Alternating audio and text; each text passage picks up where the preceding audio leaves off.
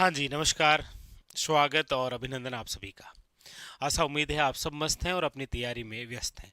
आइए शुरू करते हैं आज का हमारा सेशन। जैसा आप सबको विदित है कि हम सेकंड ग्रेड के जो पेपर हुए थे, उनके अंदर जो जीके के क्वेश्चन पूछे गए, उनका कर रहे हैं सॉल्यूशन। तो आइए आगे बढ़ते हैं और आज के हमारे इस सेशन का जो पहला क्वेश्चन है, वो आपके सामने ये रहा। लीजिए क्या पूछा गया। क्योंकि इससे पहले हमने कल्चर के जो क्वेश्चन आए थे, पॉलिटी के जो क्वेश्चन आए थे, उनका सॉल्यूशन किया। आज हम लगभग चर्चा करेंगे राजस्थान की जियोग्राफी से संबंधित जो क्वेश्चन आए उनके बारे में। ठीक है, लीजिए क्वेश्चन है आपके सामने कि कोपेन के जलवायु वर्गीकरण के अनुसार राजस्थान के किस क्षेत्र में BSHW जलवायु प्रकार पाया जाता है। यानी कि यहाँ पर जो बात है वो है आपके सामने किसके अनुसार, तो आप कहेंगे सर बात है कोपेन के अनुसार। और हम सब जानते हैं कि कोपेन के अनुसार हमारे राजस्थान के अंदर जो जलवायु वर्गीकरण किया गया है, जलवायु वर्गीकरण वो टोटली कितने प्रकार से किया गया है, तो आप कहेंगे सर वो है आपके 4 प्रकार से, याद रखिएगा। ठीक है, अच्छा कोपेन ने जो जलवायु वर्गीकरण किया है इसका आधार क्या रखा, तो याद रखिएगा आधार रखा था वनस्पति। किस आधार पर, वनस्पति के आधार पर। जैसे हम बात करते हैं, ये रहा हमारा राजस्थान और इस राजस्थान के अंदर कोपेन ने जो जलवायु वर्गीकरण बताया है वो है आपके कितने, 4 प्रकार से। कौन कौन से देखो, एक तो है आपके उत्तर पश्चिम के अंदर यदि मैं बात करूंगा तो वो है BWHW। उसके बाद में फिर है आपके सामने BSHW, फिर है आपके सामने CWG और उसके बाद में हम चर्चा करेंगे तो वो आता है AW। ये 4 प्रकार हमें बताए। हमें यहाँ पर पूछा जा रहा है कि BSHW जो जलवायु प्रकार है वो कौन से क्षेत्र में, तो यहाँ पर ऑप्शन नंबर 1 देखेंगे तो वो है शुष्क प्रदेश। आप कहेंगे सर राजस्थान के शुष्क प्रदेश में जिस प्रकार का जलवायु है वो तो है, याद रखिएगा BWHW। उसके बाद में फिर 2 नंबर दे रखा है हाड़ौती पठार, और हम सब जानते हैं कि हाड़ौती पठार जो है वो किस में आता है, AW में। हालांकि बूंदी इसमें नहीं आता है, याद रखना। ठीक है, तो हाड़ौती का पठार तो किस में आ जाएगा, AW। उसके बाद में फिर दे रखा है आपके अर्ध शुष्क प्रदेश, और हम सब जानते हैं कि ये जो BSHW है, यानी कि यहाँ पर जो स्टेपी वनस्पति है, किस प्रकार की है, स्टेपी जो वनस्पति है, यहाँ पर ये जो जलवायु है ये किस प्रकार की है, तो आप कहेंगे सर ये मिलेगी आपको अर्ध शुष्क प्रदेश में। यानी कि यहाँ पर जो पूछा गया है वो ऑप्शन नंबर कौन सा हो जाएगा, 3 इज करेक्ट आंसर, याद रखेंगे। ठीक है, चलिए आगे। अगला अगला क्वेश्चन आपके सामने ये रहा। अगला पूछा जा रहा है आपसे कि राजस्थान की निम्नलिखित में से किस नदी का उद्गम जो है वो मध्य प्रदेश से नहीं है। यानी कि आपके सामने 4 नदियों के नाम दे रखे हैं, आपको पहचानना है कौन सी ऐसी नदी है जिसका उद्गम जो है वो आपके MP से नहीं है। तो आपके सामने है, देखो ऑप्शन है, सबसे पहले तो आपके सामने वो दे रखा है पार्वती नदी। अच्छा, पार्वती नदी की हम बात करेंगे तो याद रखिएगा इसका जो उद्गम है वो है सीहोर क्षेत्र, कहाँ, MP। फिर है आपके माही नदी, माही नदी का जो उद्गम है वो है आपके, याद रखिएगा, मिंडा गांव, और वो भी कहाँ पर है, आप कहेंगे सर MP। फिर है काली सिंध, और काली सिंध नदी का उद्गम भी जो है वो कहाँ से है, तो आप कहेंगे सर देवास, और देवास कहाँ पर है, तो आप कहेंगे सर MP। इसका मतलब एक ऑप्शन बचा है जिसका उद्गम MP से नहीं होता है, वो है सोम नदी। क्योंकि सोम नदी का जो उद्गम है वो आपके जहां से होता है वो, याद रखिएगा, बिच्छा मेड़ा की पहाड़ियां। कौन सी है, आप अक्सर पढ़ते होंगे बिच्छा मेड़ा की पहाड़ियां, और बिच्छा मेड़ा की जो पहाड़ियां हैं वो है आपके कहां पर, उदयपुर के अंदर। इसका मतलब कौन सी ऐसी नदी है जिसका उद्गम MP से नहीं होता है, वो है आपके, याद रखिएगा, ऑप्शन नंबर 3 सोम नदी। ठीक है, अगला अगला है आपके सामने, लीजिए ये रहा। पूछा जा रहा है राजस्थान में 2023-24 में किस श्रेणी के वनों का क्षेत्र जो है वो कुल वन क्षेत्र 50% से अधिक है। देखिए यहां पर आपको जिस क्वेश्चन के बारे में चर्चा है वो है वनों का प्रशासनिक वर्गीकरण। और हम सब जानते हैं कि वनों का जो प्रशासनिक वर्गीकरण किया गया है वो कितने भागों में किया गया है? तो आप कहेंगे सर वनों का प्रशासनिक वर्गीकरण जो है वो 3 भागों में किया गया है। कौन कौन से 3 भाग हैं ये भी एग्जामिनर द्वारा पूछा जाता है, तो याद रखिएगा। एक तो होता है आपके आरक्षित वन, एक आप रक्षित या सुरक्षित वन कह सकते हैं, और तीसरा जो है वो होता है आपके अवर्गीकृत वन। ये आपके सामने 3 प्रकार के प्रशासनिक वर्गीकरण है। इसमें आरक्षित वन जो है वो तो याद रखिएगा कितना है, 37.05%। रक्षित वन जो है वो कितना है, 56.49%। और अवर्गीकृत वन कितना है, 6.46%। याद रखिएगा, ठीक है। और पूछा यही गया है कि कौन सा 50% से अधिक है, तो आप कहेंगे सर 50% से अधिक जो है वो है आपके कौन सा, रक्षित वन। यानी ऑप्शन नंबर जो है वो क्या हो जाएगा, 2 इज ए करेक्ट आंसर। याद रखिएगा ये क्वेश्चन आते हैं, ठीक है। वनों का प्रशासनिक वर्गीकरण, आरपीसी ने यह भी पूछ रखा है कि कौन सा प्रकार नहीं है, तो इनमें से कौन सा नहीं हो जाएगा, 3 नंबर नहीं हो जाएगा। बाकी आरक्षित, रक्षित और अवर्गीकृत वन है। याद रखिएगा 3 ही प्रकार है ये, ठीक है। चलिए, तो यहां पर ऑप्शन नंबर जो है वो क्या हो जाएगा आपके सामने, 2 इज ए करेक्ट आंसर, ठीक है।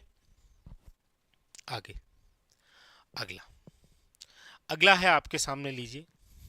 पूछा जा रहा है राजस्थान 3077 किस्म का संबंध जो है वो किस फसल से है।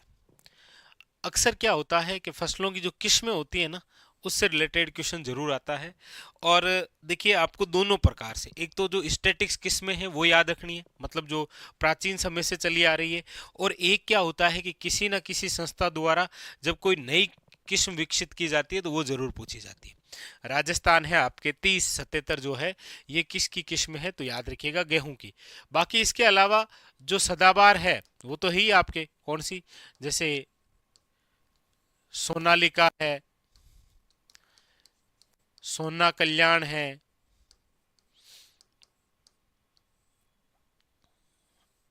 ये सदाबहार है ही आपके सामने। जैसे आपको पता ही है कि ज्यादातर जो है वो आपको मक्का से रिलेटेड भी पूछा जाता है। आपके कौन कौन सी है, माही धवल है, माही कंचन है, और एक याद रखिएगा चावल की है जिसका नाम है माही सुगंधा। ये किसकी है, चावल की। तो इस प्रकार से ये आपके फसलों की जो किस्में हैं उससे संबंधित क्वेश्चन बनने के चांसेस है, ठीक है।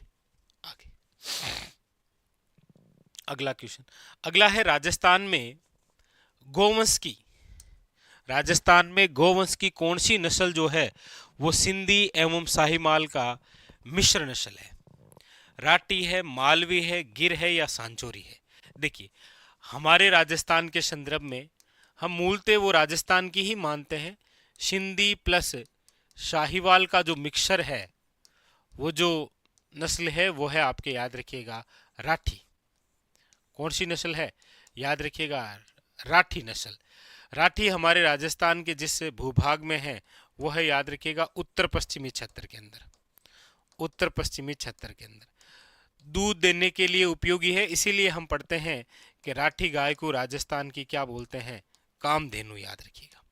चलिए एक आप कमेंट करके बताइएगा कि राजस्थान की जो कामधेनु है वो कौन सी नदी को कहते हैं, क्योंकि उसका भी राजस्थान के लिए जल उपयोगी है। तो राजस्थान की कामधेनु कौन सी नदी को कहते हैं। बाकी आपको याद रखना है कि राजस्थान की कामधेनु गाय की जिस नस्ल को कहते हैं वो नस्ल है कौन सी, याद रखिएगा, राठी। राठी सिंधी और साहिवाल का क्या है, मिश्रण है। याद रखिएगा ऑप्शन नंबर है आपके सामने, ए इज ए करेक्ट आंसर, ठीक है। चलिए आगे अगला क्या कह रहा है।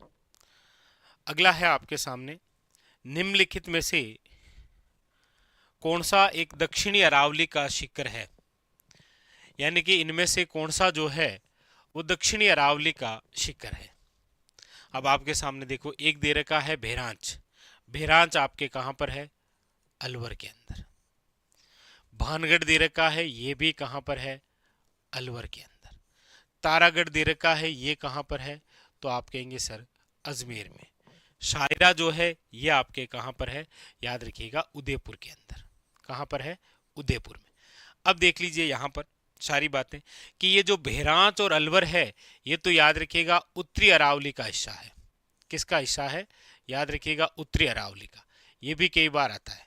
जबकि तारागढ़ जो है वो याद रखिएगा किसका हिस्सा है, तो ये हिस्सा है आपके मध्य अरावली का। किसका हिस्सा है ये याद रखिएगा, ये होता है आपके मध्य अरावली का। और ये जो सायरा है ये आपके है, याद रखिएगा दक्षिण अरावली का हिस्सा। सायरा जो है वो चोटी है, याद रखिएगा, जिसकी ऊंचाई है आपके 900 मीटर। काफी बार ये क्वेश्चन आया भी है। ठीक है, तो इस प्रकार से आता है कि आपको 4 चोटियों के नाम देकर या फिर 4 आपके पठार या पहाड़ियों के नाम देकर आपको पूछता है कि कौन सी पहाड़ी किस अरावली का हिस्सा है। देखिए, दक्षिण अरावली की सर्वोच्च चोटी की यदि मैं चर्चा करूं, दक्षिण अरावली की जो सर्वोच्च चोटी है वो तो आप सब जानते हैं कौन सी है। आप कहेंगे सर गुरु शिखर है, याद रखिएगा। ठीक है, उत्तरी अरावली की सर्वोच्च चोटी जो है वो तो कौन सी है, वो है आपके रघुनाथगढ़। कौन सी है, रघुनाथगढ़। अब गुरु शिखर आप सब जानते हैं 1722 भी है और 1727 मीटर, जो भी दोनों में ऑप्शन में हो। रघुनाथगढ़ की हम बात करते हैं तो इसकी ऊंचाई है 1055 मीटर। गुरु शिखर कौन से जिले में है, तो आप कहेंगे सर शिरोई के अंदर। रघुनाथगढ़ जो है वो कहाँ पर है, आपके शिखर में, याद रखिएगा। अच्छा, इधर मध्य अरावली की सर्वोच्च चोटी की हम बात करेंगे तो नाम आ जाता है आपके सामने टोडगढ़ या फिर मोराजी। और इसकी जो ऊंचाई है वो है आपके 933 मीटर। हालांकि पॉइंटों में है ये, इसीलिए कई बार 934 भी आ जाता है। ठीक है, और ये आप सब जानते हैं वर्तमान में कहाँ पर है, ब्यावर में। तो कई बार इस प्रकार से भी ऐसे भी रिलेटेड करते हैं, आपको पूछता है। तो यहां पर जो पूछा गया ऑप्शन नंबर क्या हो जाएगा, 3 नंबर करेक्ट आंसर, याद रखिएगा, वो है शायरा।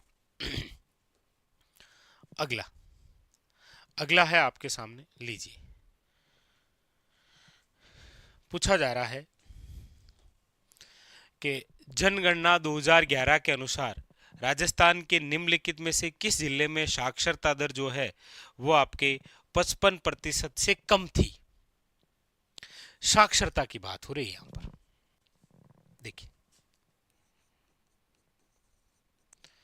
सबसे पहले तो 2011 की जो जनगणना है इसके अनुसार साक्षर की डेफिनेशन क्या होती है, तो याद रखिएगा 7 वर्ष की आयु या फिर 7 वर्ष की आयु से अधिक वाले व्यक्ति जो पढ़ना और लिखना दोनों का ज्ञान हो उसे आप क्या बोलते हैं, साक्षर। ये डेफिनेशन जनगणना के अकॉर्डिंग बनती है और उसी के अकॉर्डिंग चेंज होती रहती है आयु में। ठीक है, राजस्थान में यदि हम साक्षरता की बात करते हैं तो राजस्थान की जो साक्षरता है वो तो है आपके 66.1% हम पढ़ते हैं, याद रखिएगा। अब इसी राजस्थान में सर्वाधिक साक्षरता की यदि हम बात करेंगे तो आप कहेंगे सर सर्वाधिक साक्षरता वाला जो जिला है वो तो है, याद रखिएगा, कोटा, 76.6%। कौन सा है, कोटा। लेकिन आजकल क्वेश्चन पूछते हैं 2 नंबर से, 2 नंबर है राजधानी का, याद रखिएगा, वो है आपके 75.5%। तो ये दोनों याद रखें, कोटा और जयपुर। बात यहां पर पूछी जा रही है न्यूनतम की, और न्यूनतम में भी ऐसा न्यूनतम जिसकी साक्षरता क्या है, 55% से कम है। तो आप कहेंगे सर वो जिला आपके सामने आता है जालोर, क्योंकि जालोर की जो साक्षरता है वो है 54.9%। तो यहाँ पर जो ऑप्शन नंबर है वो जो आपसे पूछा गया है कि जनगणना 2011 के अनुसार राजस्थान का ऐसा कौन सा जिला है जिसकी जो साक्षरता दर है वो आपके 55% से कम है, तो वो जालोर। अब हो सकता है कि अगले किसी एग्जाम के अंदर आपको ऐसा क्वेश्चन देखने को मिल जाए कि जनगणना 2011 के अनुसार राजस्थान के वह जिले जिनकी साक्षरता जो है, जिनकी साक्षरता 75% से अधिक है, ऐसा भी पूछा जा सकता है। तो आप कहेंगे सर हमारे राजस्थान में ऐसे दो ही जिले हैं जिनकी साक्षरता जो है वो 75% से क्या है, अधिक है, और वो कौन कौन सा है? तो आप कहेंगे सर एक कोटा है और एक याद रखिएगा जयपुर है। तो ये ऐसे पूछा गया है कई बार एग्जामिनर द्वारा, याद रखेंगे आप, कई बार पूछा गया है। ठीक है, तो याद रखिएगा, वेरी वेरी इंपॉर्टेंट, कि कौन सा ऐसा जिला है जिसकी साक्षरता दर जो है वो 55% से कम है, और ऐसे कौन से जिले हैं जिनकी साक्षरता 75% से अधिक है। पूछने के तरीके तो ऐसे ही होते हैं, तो वो ऐसा भी पूछ सकता है। यहां पर आपके सामने ऑप्शन नंबर जो है वो कौन सा हो जाएगा, याद रखिएगा सीज, यानी 3 नंबर जो है वो करेक्ट आंसर जालोर के। क्वेश्चन है आपके सामने के बेराट सभ्यता के संदर्भ में निम्नलिखित कथनों पर विचार कीजिए और जो सही विकल्प है उसका चयन करना है आपको। आपके सामने दो कथन दिए हुए हैं, आपको पहचानना है कौन से कथन सत्य हैं, क्या दोनों सत्य हैं या एक सत्य है या दोनों गलत हैं, जो भी है।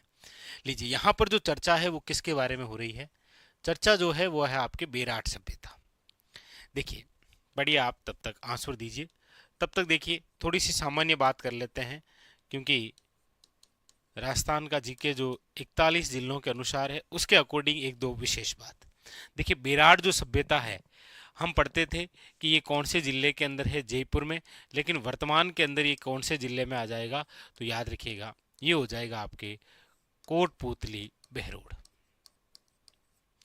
दूसरी बात याद रखिएगा कि ये आपके जिस नदी के किनारे है वो है बाणगंगा नदी, याद रखिएगा कौन सी है, बाणगंगा। ये जो बेराट सभ्यता है, इस बेराट सभ्यता की यदि मैं खोज की बात करूं तो याद रखिएगा इस सभ्यता की जो खोज है वो की थी आपके किसने? तो याद रखिएगा दयाराम साहनी। कौन थे? दयाराम साहनी। लेकिन बात जब उत्खननकर्ता के आए, उत्खननकर्ता, तब याद रखिएगा दो व्यक्ति थे। एक का नाम था याद रखिएगा नील रतन बैनर्जी, नील रतन बैनर्जी, और एक का नाम मिलता है याद रखिएगा कैलाशनाथ दीक्षित, कैलाशनाथ दीक्षित। ये थे आपके कौन? उत्खननकर्ता, याद रखेंगे। ठीक है, अब यहाँ जो बेराट सभ्यता है, यहाँ से रिलेटेड एक क्वेश्चन और बड़ा इंपॉर्टेंट आता है, याद रखिएगा। यहाँ पर हमें टोटल कितनी मुद्राएं मिली थी? याद रखिएगा 36 मुद्राएं मिली थी। इन 36 में से याद रखिएगा 8 जो मुद्राएं हैं वो थी आपके आहत पंचमारक सिक्के, बाकी जो बची थी वो थी आपके 28। वो कौन सी थी? तो याद रखिएगा ये थी आपके इंडो ग्रीक, या फिर आप कह सकते हैं यूनानी, इंडो यूनानी, या फिर इंडो ग्रीक सिक्के, याद रखिएगा। और ये सिक्के जो 28 थे, इनमें से याद रखिएगा 16 सिक्के जो है वो राजा मिनांडर के थे, राजा मिनांडर के, सूती वस्त्र कपड़े में लिपटे हुए मिले थे। ये भी क्वेश्चन कई बार एग्जामिनर द्वारा पूछा गया है। ठीक है, आइए दो कथन क्या कह रहे हैं। मान्यता है कि हूण आक्रांता जो मिहिर कुल है उसने बेराट का विध्वंस किया था।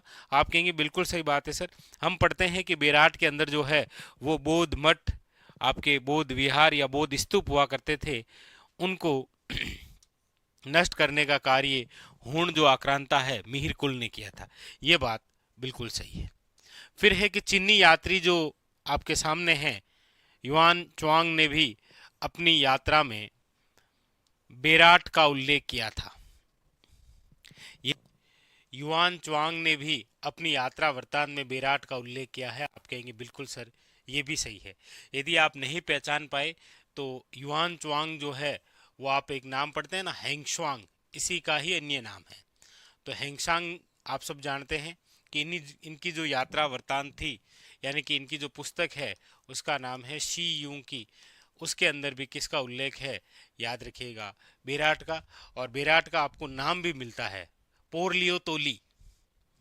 बेराट का नाम क्या मिलता है? पोरलियोतोली नाम भी मिलता है। ठीक है, भीनमाल का नाम भी मिलता है आपको। तो यहाँ पर ये जो दोनों कथन हैं बेराट सभ्यता के बारे में, याद रखिएगा दोनों कथन जो है वो क्या है? सत्य है।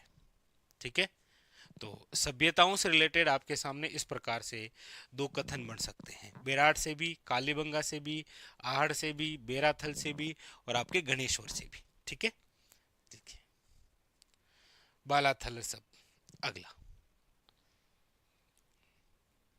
अगला क्वेश्चन है आपके सामने, लीजिए क्या पूछा जा रहा है। देखिए पूछा जा रहा है आपको कि अकबर के गुजरात अभियान में निम्नलिखित में से किसने महत्वपूर्ण सहयोग प्रदान किया था।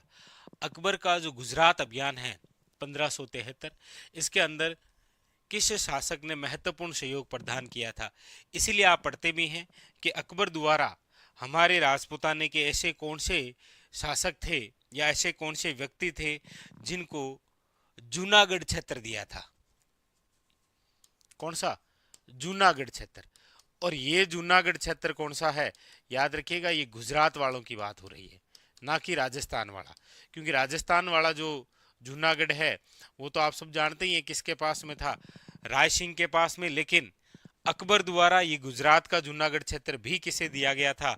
याद रखिएगा, बीकानेर के शासक राय सिंह को, क्योंकि इन्हीं की महत्वपूर्ण भूमिका रही थी किसमें? गुजरात अभियान के तहत। वो थे बीकानेर के शासक राय सिंह, याद रखिएगा। ऑप्शन नंबर क्या है यहाँ पर? सी इज अ करेक्ट आंसर। अगला अगला है आपके सामने, निम्नलिखित में से कौन हल्दी घाटी के युद्ध में महाराणा प्रताप की सेना में शामिल था। यानी कि बात हो रही है यहाँ पर हल्दी घाटी युद्ध। आप सब जानते ही हैं कि ये जो हल्दी घाटी युद्ध है ये 18 और 21 जून 1576 के अंदर लड़ा गया। किन किन के मध्य हुआ था? तो आप कहेंगे सर अकबर वर्सेस महाराणा प्रताप।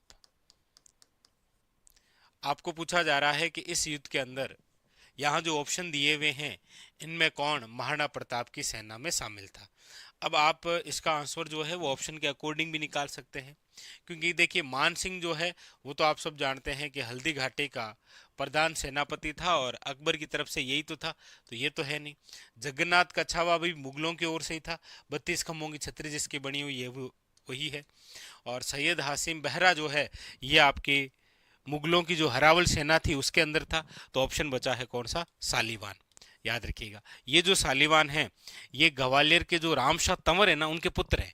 और रामशाह तंवर वे थे जो अपने पिता अपने पुत्रों सबको लेकर आए थे हल्दी घाटी युद्ध में महाराणा प्रताप के पक्ष में। याद रखिए, तो ऑप्शन नंबर हो जाएगा ए इज करेक्ट आंसर। अगला अगला है आपके सामने कि 1857 के विद्रोह के समय नशीराबाद में कौन सी सैन्य टुकड़ी जो है वो नहीं हुआ करती थी या नहीं थी। 1857 की क्रांति, आप सब जानते हैं कि हमारे राजस्थान के अंदर राज्य में या राजस्थान में इस क्रांति की जो शुरुआत है वो कहाँ से हुई थी? नशीराबाद से। कब हुई थी? तो आप कहेंगे सर 28 मई 1857 को। याद रखिएगा, नशीराबाद से इस क्रांति की क्या होती है? शुरुआत। और शुरुआत नसीराबाद से कौन सी एनआई द्वारा होती है? याद रखिएगा, 15वीं एनआई द्वारा। यहाँ पर पहले से एक और एनआई मौजूद थी जिसका नाम था 30वीं एनआई, और ये 30 मई को विद्रोह करती है। इसके अलावा ये तो दोनों अंग्रेजों के खिलाफ थी, एक अंग्रेजों के पक्ष में भी हुआ करती थी। यहाँ पर कौन सी? वो थी आपके प्रथम बॉम्बे कैवेलरी। ये जो है 3 आपके सैनिक टुकड़ियां जो है वो कहाँ हुआ करती थी? नशीराबाद में। कौन सी नहीं हुआ करती थी? तो आप कहेंगे सर याद रखिएगा 72वीं। अच्छा, इसके अलावा आजकल क्वेश्चन ये भी आते हैं कि नसीराबाद का जब विद्रोह हुआ तो इसके अंदर कौन कौन से अंग्रेज जो है वो मारे गए थे। तो याद रखिएगा, यहाँ पर जो अंग्रेज मारे गए उसमें एक तो नाम मिलता है स्पॉटिस वुड का, ये मारा गया था। याद रखिएगा, न्यूब्री भी मारा गया था। पेनी नामक जो अंग्रेज अधिकारी है इसको हार्ट अटैक आ गया, ये भी मारा गया था। इसके अलावा याद रखिएगा, हॉर्डी वे लोग जो है ये 2 अंग्रेज अधिकारी क्या हो गए थे? ये तो घायल हुए थे, ये घायल हुए थे। इन दोनों को गोली मार दी थी और ये दिल का दौरा आने से मर गया। तो आजकल ऐसे भी क्वेश्चन आते हैं। बाकी आप जानते हैं नशीराबाद जो छावनी है इसके जो प्रमुख अंग्रेज अधिकारी थे, उनका नाम था, याद रखिएगा, प्रचंड। प्रचंड की पुस्तक आती है, ऐसे क्वेश्चन आते हैं आरपीसी के अंदर। प्रचंड की पुस्तक कौन सी है? तो आप कहेंगे सर पुस्तक का नाम है म्यूटिनीज इन राजपुताना।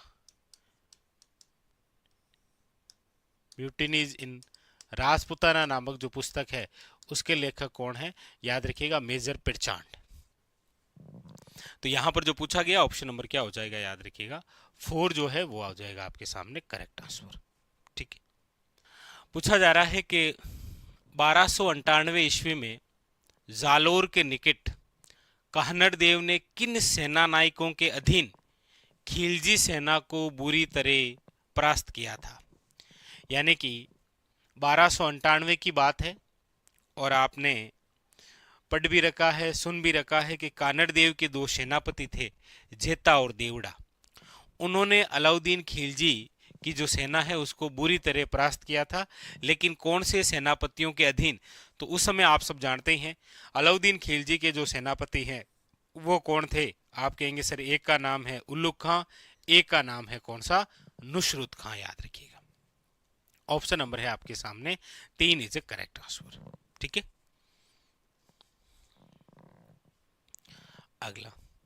अगला है आपके सामने, लीजिए।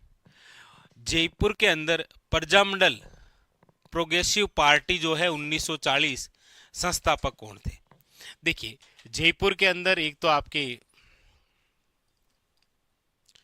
जयपुर प्रजामंडल, याद रखिएगा जयपुर जो प्रजामंडल है इसका गठन जो है वो याद रखिएगा 1931 के अंदर कपूर चंद पाटनी। कौन थे? कपूर चंद पाटनी। फिर इसी जयपुर प्रजामंडल का जो है वो पुनर्गठन हो गया था, याद रखिएगा आपके 36-37 के अंदर। किसने किया था? आप कहेंगे सर जमनालाल बजाज ने। उसके बाद में आपके सामने ये आई थी आपके प्रजामंडल प्रोग्रेसिव पार्टी 1940, और ये कौन थे? तो ये थे आपके चिरंजीलाल अग्रवाल। चिरंजीलाल अग्रवाल। उसके बाद में एक मोर्चा भी आया था, आपको पता हो तो वो था आपके आजाद मोर्चा, और वो था आपके 1942। ये था बाबा हरीशचंद्र का, याद रखिएगा। किसका था? बाबा हरीशचंद्र का। तो यहां पर जो पूछा गया है ऑप्शन नंबर क्या हो जाएगा? याद रखिएगा 3 इज ए करेक्ट आंसर। 3 जो है वो क्या है? राइट आंसर हो जाएगा। अगला है आपके सामने, लीजिए। पूछा जा रहा है आपको कि शोभालाल गुप्त ने निम्न में से किस स्थान पर हरिजन सेवा आश्रम की स्थापना की थी? आपके सामने स्थान है हटुंडी है, सागवाड़ा है और हातल है।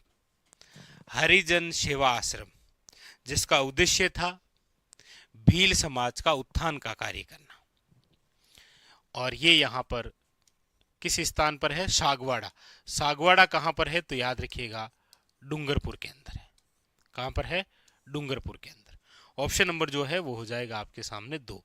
इसमें ये हातल गांव है ना, ये भी बड़ा खास है, याद रखिएगा। हातल गांव आता है आपके कहां पर?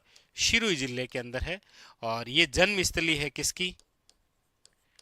ये जन्मस्थली है, याद रखिएगा, हमारे राजस्थान का गांधी जिसे हम कहते हैं वो है आपके कौन? याद रखिएगा गोकुल भाई भट्ट। कौन है? गोकुल भाई भट्ट, याद रखिएगा, वेरी वेरी इंपॉर्टेंट। और हटुंडी, चलिए ये कमेंट करके बताइएगा कि हटुंडी स्थान जो अजमेर के अंदर है यहां पर गांधी आश्रम की स्थापना किसने की? ये क्वेश्चन आपके लिए है, हो सकता है आपके एग्जाम के अंदर आई। हटुंडी में गांधी आश्रम की स्थापना किसने की थी? ये बताइएगा आप। ठीक है, चलिए आगे। अगला है आपके सामने, पूछा जा रहा है आपको कि निम्नलिखित में से वृहत राजस्थान में समाहित होने वाली किस देशी रियासत का क्षेत्रफल जो है वो सबसे ज्यादा था? अब यहां पर बात हो रही है वृहत राजस्थान यानी कि ग्रेटर राजस्थान की, और आप सब पढ़ते हैं कि ग्रेटर राजस्थान का जो गठन है वो हुआ है आपके 30 मार्च 1949 को याद रखिएगा। और इस दिन 4 बड़ी रियासतें कौन कौन सी? आप कहेंगे सर जयपुर, जोधपुर,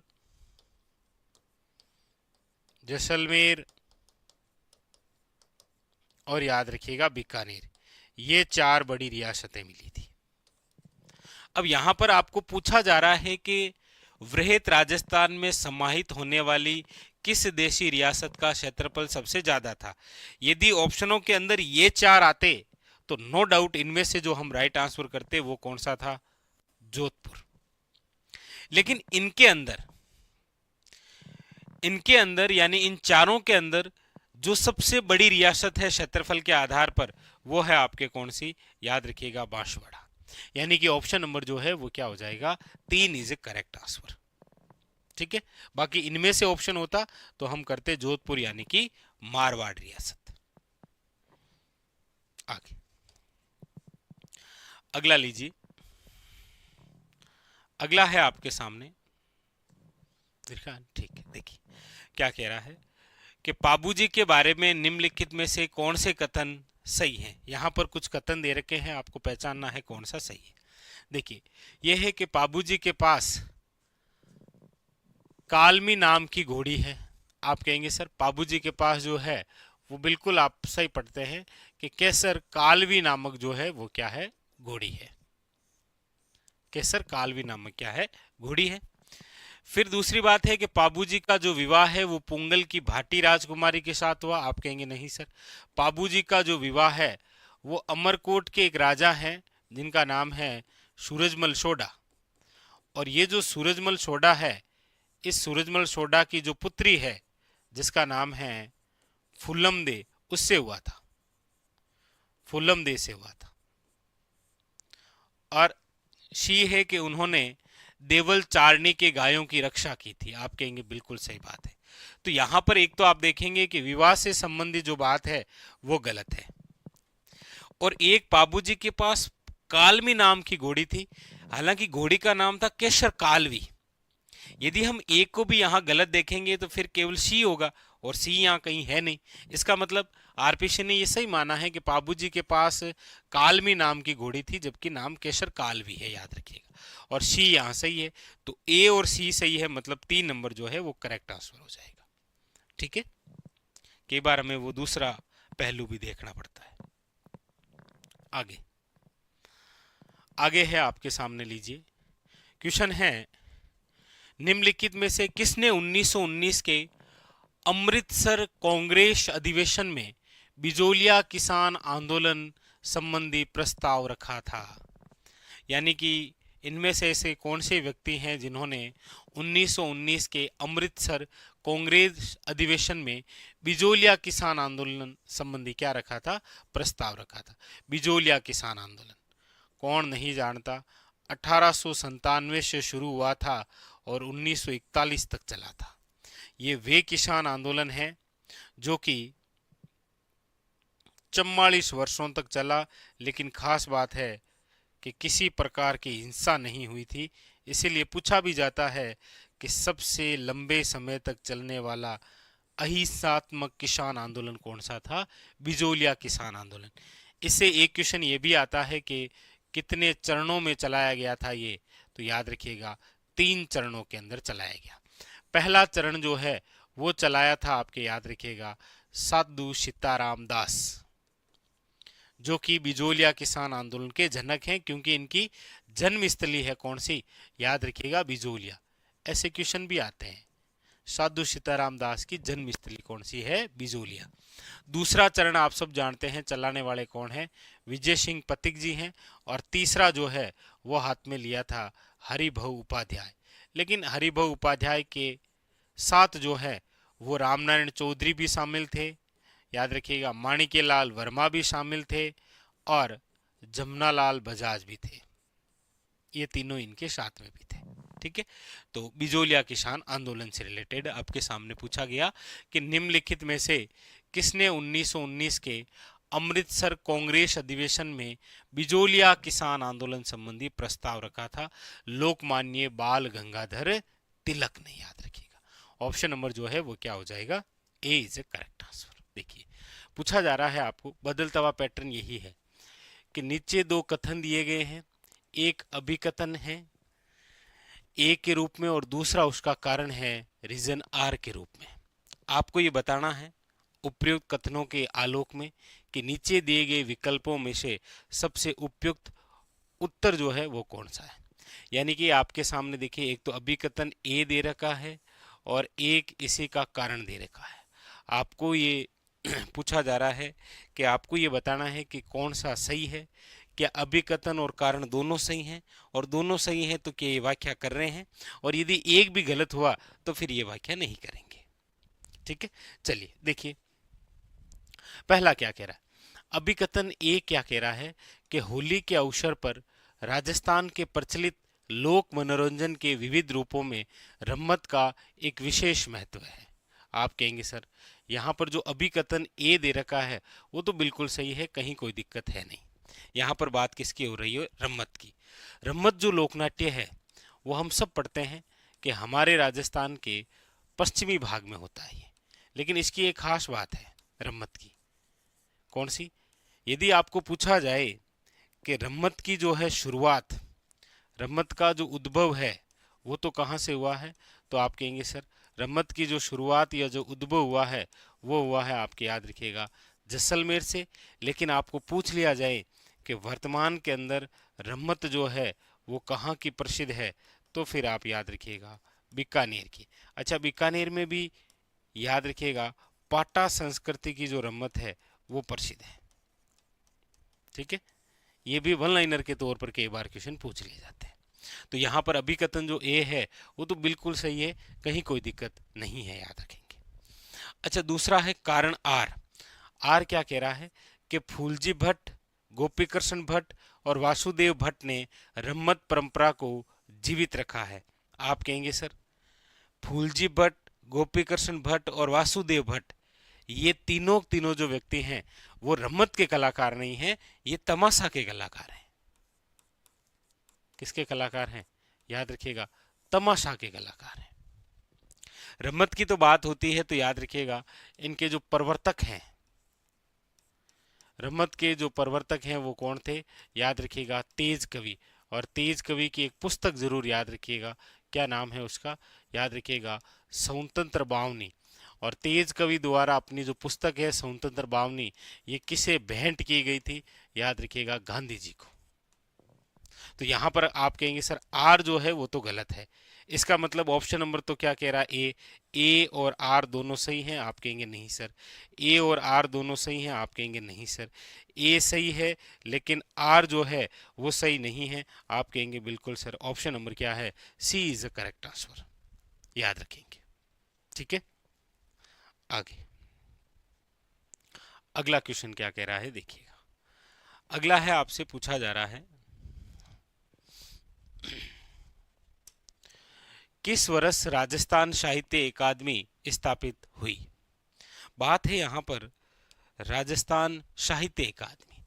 देखिए ये जो राजस्थान साहित्य अकादमी है इसकी जो स्थापना है, इसकी जो स्थापना है वो हुई है आपके 28 जनवरी 28 जनवरी 1958 को।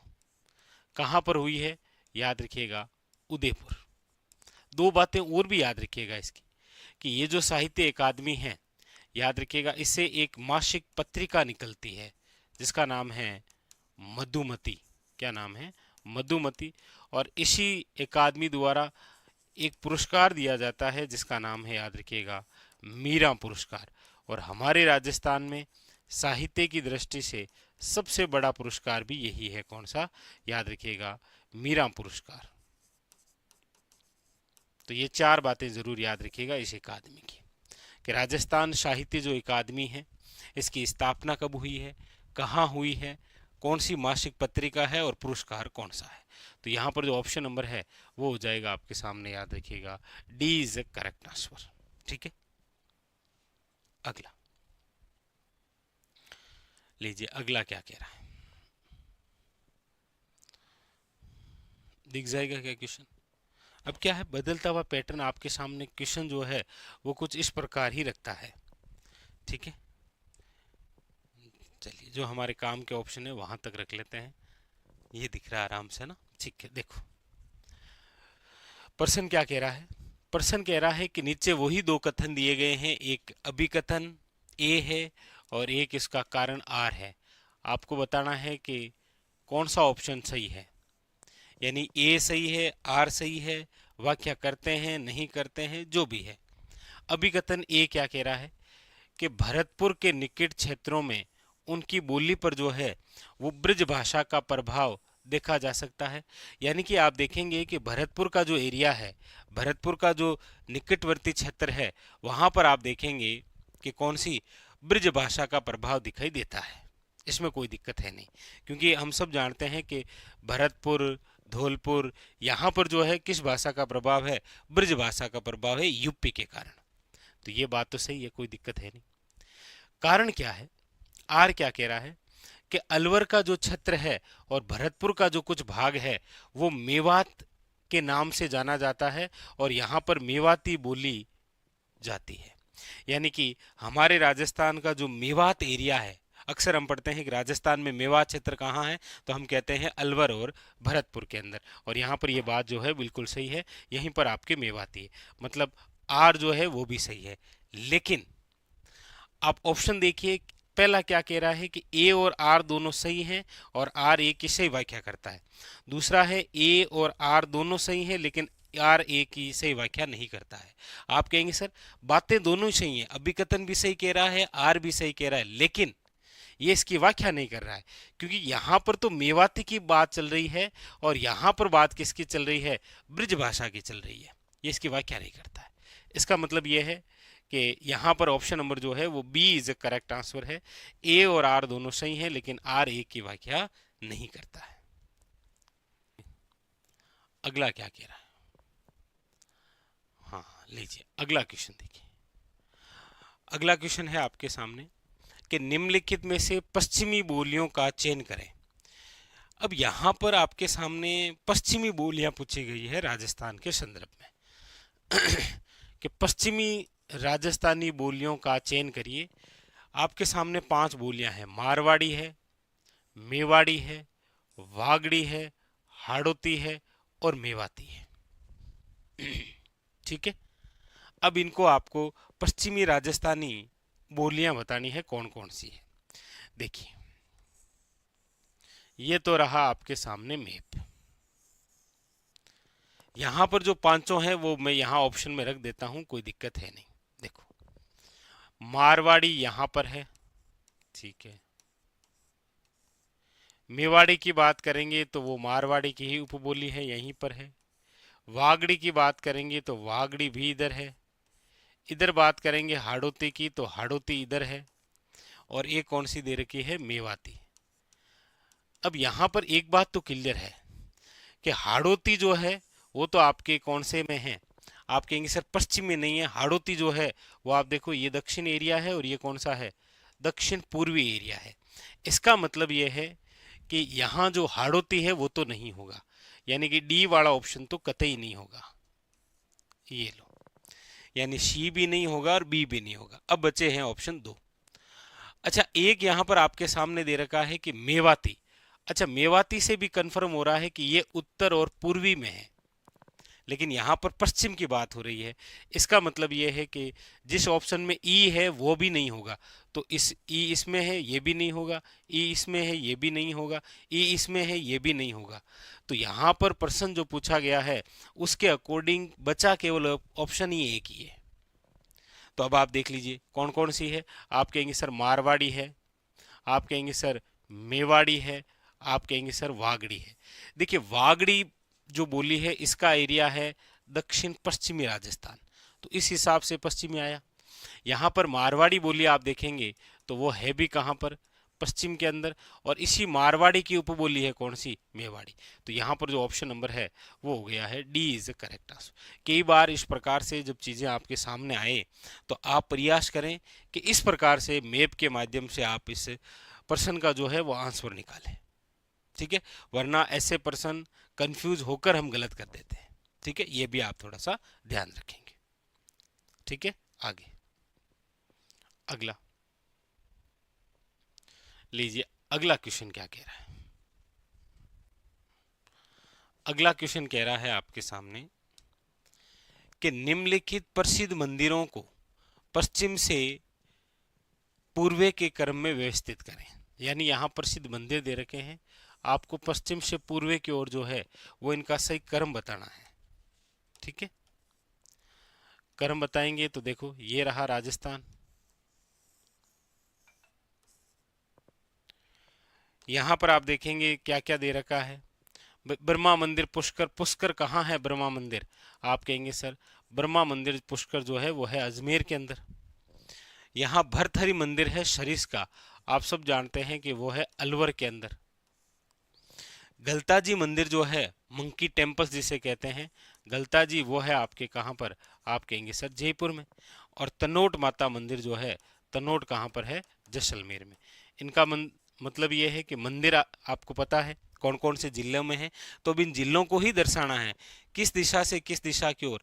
आप कहेंगे सर पश्चिम से पूर्व की ओर जमाना है, मतलब ये पश्चिम दिशा है और ये पूर्व दिशा है, आपको इधर से इधर की ओर इनको जमाना है। तो आप कहेंगे सर चलो फिर जमा दीजिए। भाई इनमें सबसे पहले पश्चिम की तरफ कौन आएगा? आप कहेंगे सर जैसलमेर आएगा जिला, यहाँ पर जैसलमेर आएगा। इसका मतलब यहाँ पर जिस मंदिर की बात होगी वो मंदिर है आपके कौन सा? तनोट माता। ये लो, यानी ऑप्शन की भी यदि हम बात करेंगे तो सबसे पहले क्या आ जाएगा? डी आ जाएगा। अब डी जिसमें नहीं आ रहा है उसको तो कट कर ही दीजिए आप कहेंगे सर यहाँ पर तो ये है, तो गलत है। फिर उसके बाद में आप देख लीजिए जयपुर है, अलवर है, अजमेर है, तो आप कहेंगे सर तनोट माता के बाद में यदि आप देखेंगे तो अगला मंदिर जो है वो अजमेर के आएगा, क्योंकि वो यहाँ हृदय है, वो यहाँ पर है आपके ब्रह्मा मंदिर। कौन सा है? ब्रह्मा मंदिर। ब्रह्मा मंदिर के बाद में आप देखेंगे जयपुर वाला आ जाएगा आपके कौन सा? गलता जी। और गलता जी के बाद में जो है वो सबसे बाद में कौन सा? अलवर वाला ही है, और वो है आपके भरतहरि मंदिर। तो इसका मतलब यहाँ पर ऑप्शन आप देखेंगे तो देखिए डी है, फिर ब्रह्मा मंदिर की बात करेंगे तो ए आ जाएगा, फिर गलता जी की बात करेंगे तो सी आ जाएगा, और भरथरी मंदिर की हम बात करेंगे तो बी आ जाएगा। D A C B. ठीक है, डी ए सी बी इसका जो राइट आंसर है वो तो है ये। लेकिन यहां आप देखेंगे कि एक भी ऐसा ऑप्शन नहीं है जिसमें ये है। अब या तो कोई मिस्टेक हुई है या तो या ऑप्शन में हुई है, लेकिन यहाँ पर तो आपको पता ही है भाई ये जिले रहे, इन जिलों को आप मैप में दर्शा देना, यही सही क्रम रहने वाला। लेकिन फिर भी यहाँ पर कौन सा सही क्रम है उसको भी यदि हम देखेंगे भाई इस पर्सन के अकॉर्डिंग ही देखना पड़ेगा, क्योंकि ये पेपर तो वही है जो बोर्ड ने करवाया था। तो यहाँ पर आप देखेंगे कि सबसे आखिरी के अंदर तो क्या आ रहा है? भरतपुर है, यानी कि सॉरी भरथरी मंदिर है अलवर वाला, और वो कौन सा है? बी। तो बी सबसे आखिरी में है, और सबसे पहले कौन सा? तनोट। डी से लेकर बी तक है। अच्छा, डी से लेकर बी तक देखिए ऑप्शन में ये नहीं है, ये नहीं है, केवल ये ऑप्शन में। तो इसका जो राइट आंसर है वो है सी। फिर तो ऐसे होगा भाई, हमें तो एग्जाम के अंदर इक्वेशन सोल्व करना है ना, सोल्व करने के जितने तरीके हो उस तरीके को अपनाइए, बाकी एग्जैक्ट तो आपके सामने ये है। ठीक है, चलिए आगे। अगला है आपके सामने कि राजस्थान में निम्नलिखित में से कौन से तापीय विद्युत संयंत्र हैं? तापीय विद्युत संयंत्र है, थर्मल पावर प्लांट है। देखिए छबड़ा तापीय विद्युत संयंत्र, कोटा तापीय विद्युत स्टेशन, घिरल लिग्नाइट तापीय विद्युत स्टेशन, सिक्कर तापीय विद्युत स्टेशन। आप कहेंगे सर यहाँ पर हम जब पढ़ते हैं कि राजस्थान में तापीय विद्युत संयंत्र वाले कौन कौन से हैं, तो देखिए छबड़ा जो है वो आपके कहाँ पर है? आप कहेंगे सर 12 के अंदर। अच्छा, कोटा की यदि हम बात करेंगे तो कोटाला कोटा के अंदर ही है। घिरल की यदि हम बात करेंगे तो आप कहेंगे सर ये है आपके बाड़मेर के अंदर। तो यानी कि ए बी और सी ये तीनों ही सही है, याद रखेंगे। सिक्कर इस प्रकार से कोई थर्मल पावर स्टेशन नहीं है। ऑप्शन नंबर जो है वो आपके सामने कौन सा हो जाएगा? याद रखिएगा B is a correct answer, very very important. अच्छा, इस थर्मल पावर प्लांट से काफ़ी बार क्वेश्चन अलग तरीके के, एक तो ये आता है कि प्रथम, राजस्थान का प्रथम थर्मल पावर जो प्लांट है, तापीय विद्युत संयंत्र जो है वो कहाँ पर स्थापित किया गया था, तो याद रखिएगा कोटा। लेकिन सर्वाधिक उत्पादन वाला थर्मल पावर प्लांट कहाँ पर स्थापित है, तो आप कहेंगे सर वो है सूरतगढ़ में, और सूरतगढ़ जो है वो आपके कहाँ पर है, गंगानगर में, याद रखिएगा। ये दो बातें और भी विशेष तौर पर आप ध्यान रखेंगे, ये भी आपके सामने पूछी जाती है इस प्रकार से।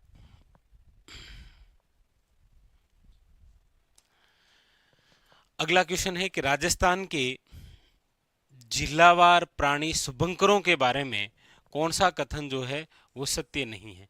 मतलब यहाँ पर शुभंकर के बारे में बातें दे रखी है, आपको पहचानना है कौन सा जो है वो शुभंकर के बारे में सत्य नहीं है। यानी कि बाड़मेर का जो शुभंकर है वो यहाँ दे रखा है लोमड़ी, दौसा का जो शुभंकर है वो दे रखा है खरगोश, कोटा का शुभंकर जो है वो दे रखा है राजहंस, जयपुर का जो शुभंकर है वो है चित्तल। आपको पूछा जा रहा है कि कौन सा इनमें से सही नहीं है, तो आप कहेंगे सर बाड़मेर का जो शुभंकर है वो लोमड़ी, या इसे आप कह सकते हैं मरु लोमड़ी, कहीं कोई दिक्कत नहीं है, एक ही बात है। ठीक है, एक ही बात है। तो दौसा का जो प्राणी शुभंकर है वो कौन सा है, खरगोश, आप कहेंगे ये भी सही है। कोटा का जो प्राणी है शुभंकर वो राजहंस है, आप कहेंगे नहीं सर, कोटा का जो शुभंकर है याद रखिएगा वो है आपके सामने उदबिलाव। कोटा का जो शुभंकर है वो कौन सा है, याद रखिएगा उदबिलाव। Very very important.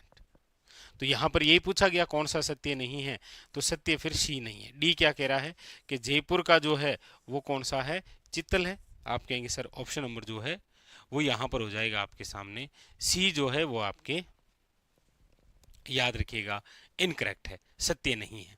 अच्छा देखिए इंपॉर्टेंट बात है कि प्रत्येक एग्जाम के अंदर देखेंगे आप शुभंकर से रिलेटेड क्वेश्चन आ रहे हैं, एक तो शुभंकर से रिलेटेड, और एक थोड़ा सा आप याद रखेंगे पंचगौरव योजना का, क्योंकि आपके एग्जाम के लिए ये बहुत इंपॉर्टेंट है। और बहुत जल्द जो है वो छोटे छोटे मास्टर कैप्सूल आने वाले हैं, किससे संबंधित, एक तो शुभंकर से संबंधित डाल देंगे, एक आपके पंचगौरव याद रखेंगे। ठीक है, और ODOP तो चलो फिर इसी में आ जाएगा, पंचगौरव के अंदर ही आ जाएगा आपके सामने। ठीक है, तो ये दो बड़े महत्वपूर्ण बिंदु रहने वाले हैं, और कौन कौन से, एक तो शुभंकर और एक आपके सामने याद रखिएगा पंचगौरव। ठीक है, चलिए एक क्वेश्चन आपके लिए छोड़ देता हूं मैं। अब प्रतिदिन एक क्वेश्चन आपके लिए भी होगा, वो वन लाइनर होगा ना, कथन कारण वाला हम सोल्व कर लेंगे, लेकिन एक क्वेश्चन इस प्रकार से आपके लिए रखेंगे। तो ये आज का क्वेश्चन है आप सब विद्यार्थियों के लिए। सारे के सारे विद्यार्थी इस प्रश्न का आंसर जो है वो कमेंट बॉक्स के अंदर बताएंगे। क्या है प्रश्न, कि किस जिले को हरियाणा सरकार संग MOU के तहत यमुना नदी से जल मिल सकेगा। यानी ऐसा कौन सा जिला है जिसे हरियाणा सरकार संग MOU हुआ है, उसके तहत यमुना नदी से जल मिल सकेगा। चूरू जिला है, हनुमानगढ़ जिला है, भरतपुर जिला है, या फिर अलवर जिला है। ये आज का क्वेश्चन है आपके लिए। अब प्रतिदिन एक इसी प्रकार का वन लाइनर क्वेश्चन आपके लिए होगा। आप कमेंट करके बताइए इसका आंसर क्या होगा, और कमेंट के अंदर जो सही आंसर है उसको हम पिन कर देंगे, जो भी आप में से बताएगा। ठीक है, चलिए तो ये था आज का हमारा सेशन, जहां पर हमने इन सभी प्रकार के क्वेश्चनों की चर्चा की। ये सेशन लगातार विधिवत रूप से जारी रहेंगे, क्योंकि बहुत सारे पेपर हैं 2026 में, और बहुत ही प्रकार के क्वेश्चन आपको जो है वो अलग अलग देखने को मिलेंगे। ठीक है जी, चलिए तो फिलहाल आज के लिए इतना ही, धन्यवाद।